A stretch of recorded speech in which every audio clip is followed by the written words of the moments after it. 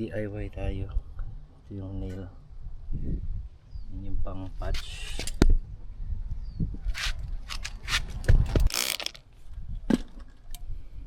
Guys, pagka tinanggal ko yan, may hangin na lumalabas ngayon.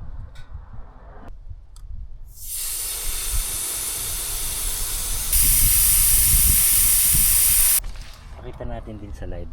Ayan yun. May nail siya. Manoodin.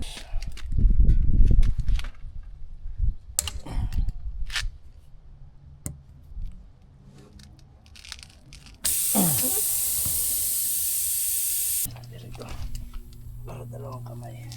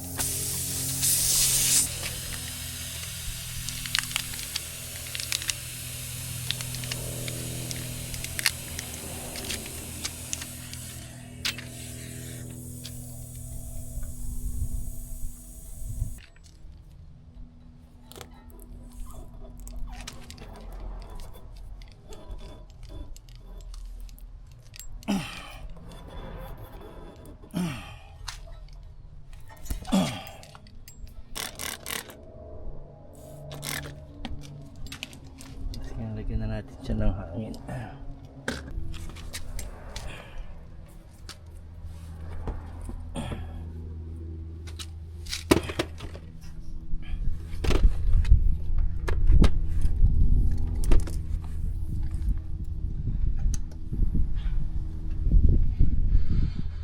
Yan na lang kay hangin na ito.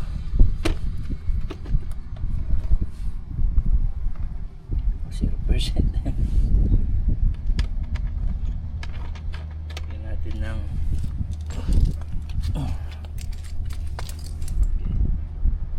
lagyan natin ng 30 31 32 PSI.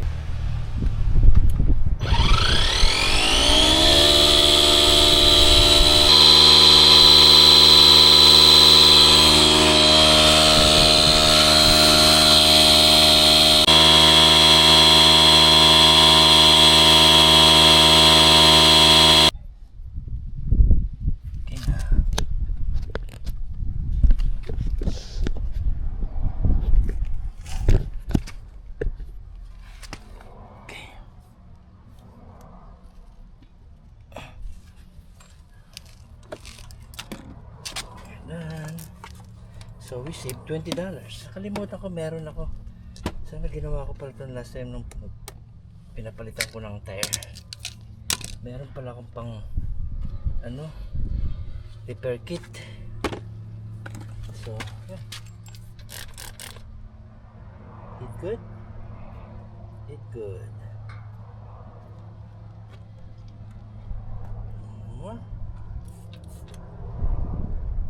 That's it guys, no bubbles. That means good. Okay.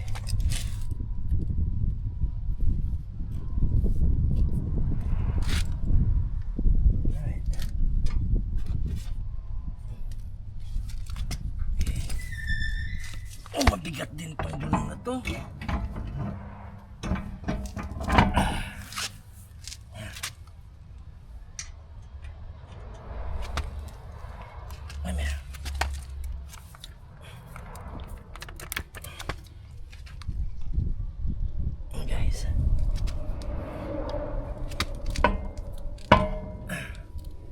Always need to do it DIY para makasave tayo ng pera.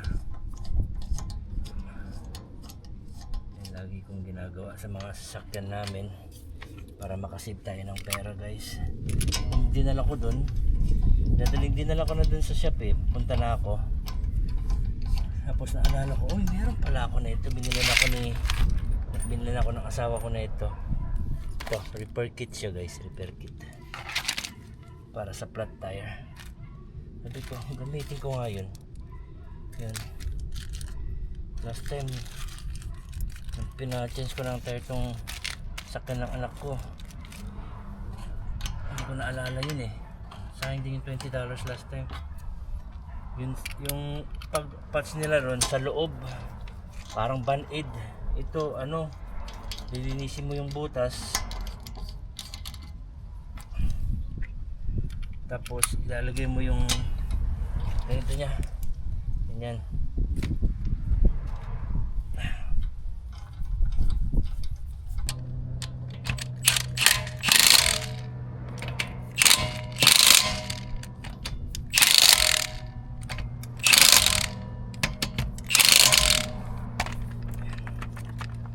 Bababa ko siya, gamitan ko ng torque natin ng 80 foot-pound.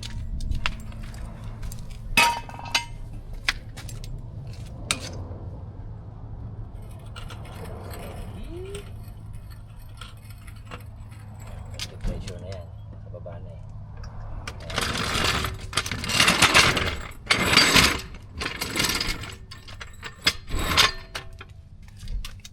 Sprayan pa natin.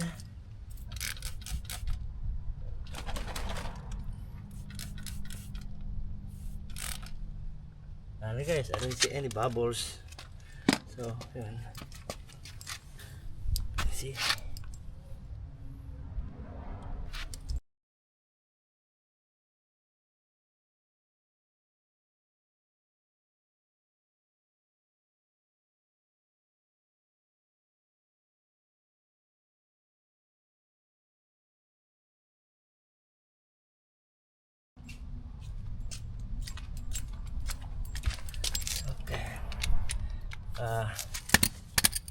Kaset na to guys ng 80 foot-pound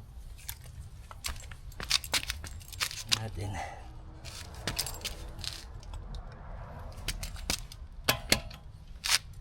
See? Ilagay natin sa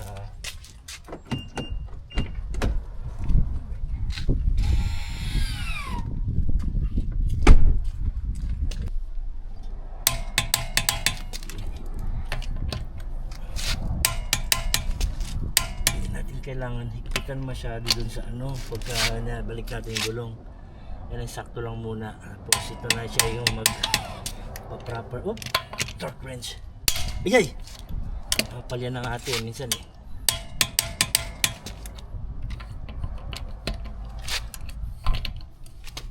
See? Yan na. Balik pa tayo sa